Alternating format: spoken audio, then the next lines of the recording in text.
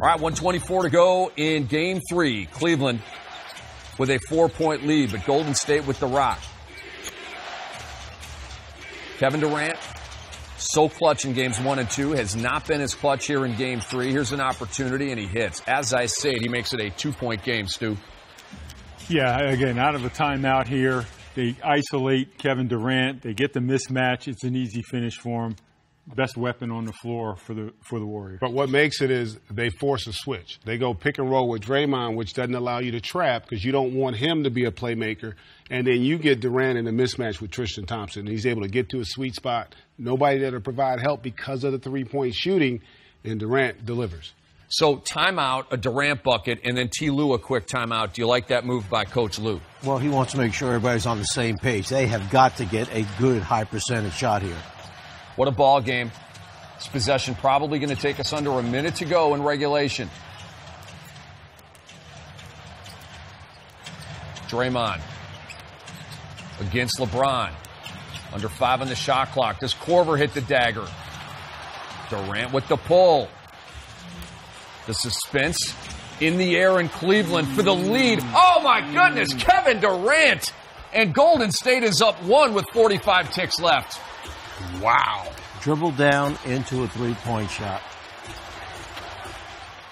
This has been the matchup. Kyrie against Clay. Does he drive on him or settle for a jumper? He's going to settle for a step-back three. I think that's where Klay Thompson's length bothers Kyrie. You got to foul. You got to come up and foul. They're not doing it. About a second or so difference between the shot clock and game clock. And Kyle Korver finally gives the foul. Wow. Almost 10 seconds went off the clock. Too much time. Time. Incredible on a variety of fronts. One, the shot selection there by Kyrie in that situation, and then the lack of clock management there down the stretch. I know it's Steph Curry, but even if he makes them both, it's still a one-possession game, and you need time right now more than anything. Well, there was about 2.5 second differential between game clock and shot clock. You've got to foul. You can't let that try and run out and hope you get a defensive rebound. Kevin Durant good with the first, Stu. Yeah, but if you're Cleveland, I mean, this all's not lost. Even if he makes his second free throw, you're still in a one-possession game, albeit that you need a three-point shot. I don't recommend the three. Your objective now is to stay in this game, lengthen it, go for the easy two, and foul. So Kevin Durant had been missing some clutch shots, and as I said that, I guess I activated him because he makes a layup, makes a three, makes 2 free throws, and now it is a 3-point lead for Golden State with 12.9. Czar, I come to you. Where do you go right now if you're Tyronn Lue? You need 3. Do you go for a quick 2 and play the foul game? Do you want LeBron to the cup to maybe get fouled and get an and one? What do you do? I think you're aggressive going to the basket. If they leave someone or you draw a double team, you look to kick it out. We'll take the open 3 to tie the game up right now. If not, you might get a 3 by getting fouled and 1, or by going quickly. If you score a 2, then you got to play the foul game from there. You know what's going to be interesting for me coming out of this timeout is who they actually feature on the play. Is it LeBron, or like last year, is it Kyrie, who has typically finished games for them? Yeah, and I think Coach talked about it. You don't necessarily need the 3 right now if you can get the quick 2 at the basket because you have enough time to foul and then have another possession. Notice Love isn't in the game right now. 3-point shooter for him. Maybe hurt. Love actually inbounded right there into LeBron, and a foul is called. Wait a second. They call a turnover. I think they're going to get. Was LeBron out of bounds? He called him out of bounds. Oh my goodness! Oh, see, I didn't see Love there. From the clean strip. I couldn't see he was taking it out. Wow.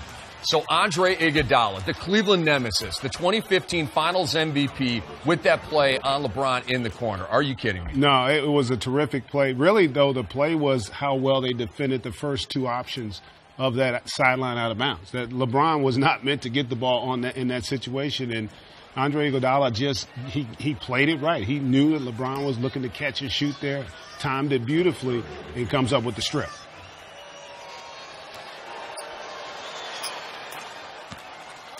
And these are nails in the coffin right now. And there is a collective malaise at the Q right now with Cavaliers fans with so much hope. But Stu, it's a double-edged sword. So much hope, but at the same time, knowing there's no safety net, you lose this, it's essentially over. Well, yeah, because the storyline has changed. Right now you get great games out of Kyrie Irving, great game out of LeBron James, and you still possibly do not come up with the win. So now you're in a position mentally, you ask yourself as a team, what do you do? And on a night where J.R. Smith actually played well. Czar, Golden State 1.5 seconds away from a 3-0 lead, and as you and all of us know, nobody in the history of the NBA Finals has ever come back from 3-0 down. It's a seemingly impossible task. You never know what's going to happen in game number 4. If somebody gets injured for Golden State, Cleveland wins that one. You never know in the game of basketball, but it's certainly against this team. It seems like an insurmountable lead, 3-0. And just look what the difference was at the end of the game. Kevin Durant coming down, nailing that 3. And if we go back and look this tape backwards, how many missed shots did Cleveland have in the last 3 minutes of the game? Well, they go on that 9-0 run to end the game. Remember, it was 113-109. Durant not only hit that 3, he had the free throws, he had the little baseline jump shot that he got on the switch when Draymond set that screen. And then they were able to get the job done defensively. Kyle Korver did get a good look out of their half-court set. He didn't convert. Then you had Kyrie, questionable shot in a situation like that in a one-point game. Again, going for the home run when going up 2 there, relying upon your defense maybe is the best option. Now you're looking at a scenario where I don't see them having a chance. I don't know if they can mentally recover to put forth the kind of effort that's going to be necessary to even get back in this series. Yeah, I agree with you totally, Greg, because, again, I mean, they put forth great effort in this game. They rebounded the basketball. They hold the Warriors under 50% shooting. They get to loose balls. They made some hustle plays. They got production out of J.R. Smith, nearly 40-point nights by both Kyrie and LeBron. And at the end of this game, you just kind of exhale and say, what do we have to do? It's going to be very difficult to sort of muster that collective, resolve to win Game 4. Could it have been a little bit of this with Cleveland down the stretch? Kyrie and LeBron used up so much energy getting them to that point. The two of them have unbelievable games.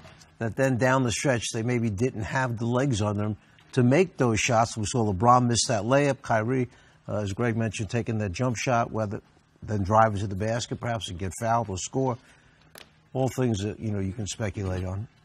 So, an amazing game, the best game of these finals so far, but here are some final numbers that we want to leave you with. The Golden State Warriors are 15-0 in these playoffs. They have a chance to be the first team ever to go 16-0 through a playoffs. They ended the game, according to our researcher Kevin Cottrell, on an 11-0 run, and during that span, Cleveland was 0 of 8 from the field. So it is 3-zip Golden State. Game 4 is Friday night. We will see you with another film room for Game 4 Saturday night at 9 Eastern right here on NBA TV. We'll see you then.